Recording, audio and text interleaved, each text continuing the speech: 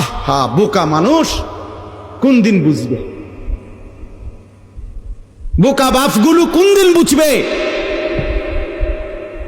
হযরত ওমর রাদিয়াল্লাহু তাআলা আনহুর একটা ছেলে জীবনে একবার নবীজি সাল্লাল্লাহু আলাইহি ওয়াসাল্লামের একটি কথার বিপরীতে বিরোধিতা করে নাই, একটা যুক্তি দেখাইছিল, পাল্টা একটা ভিন্ন যুক্তি দিছিল।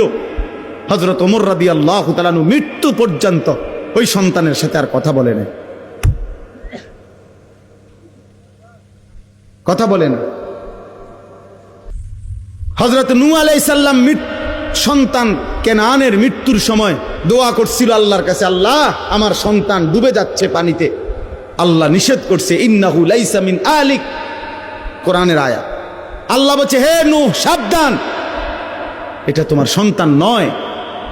ইন্নাহু আমালুন গায়রু সালেহ, এটা বেআমল, গায়রু সালেহ, এর সমস্ত কর্ম অসৎ কর্ম, এ নাফরমান, এ আল্লাহকে সেজদা দেয় নাই, মালিকের গোলামি করে নাই, এটা তোমার সন্তান হইতে পারে না।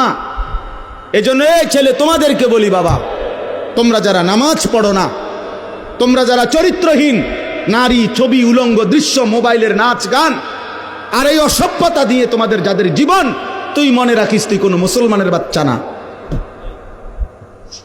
তুই কোনো মোমেনের বাচ্চা না। হ্যাঁ হ্যাঁ, সাফ কথা, এটা কোরআন বলছে। আল্লাহ বলে দিছে নূহ নবীকে, সাবধান, এটা কি না তোমার সন্তান না, সরো এর।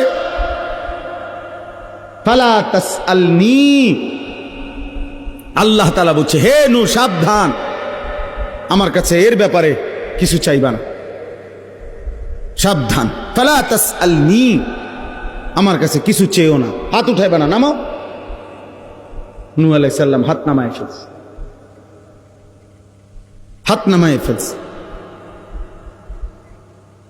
এজন্য বেঈমান মুমিনের সন্তান হয় না, নাফরমান ইমানদারের সন্তান হয় না।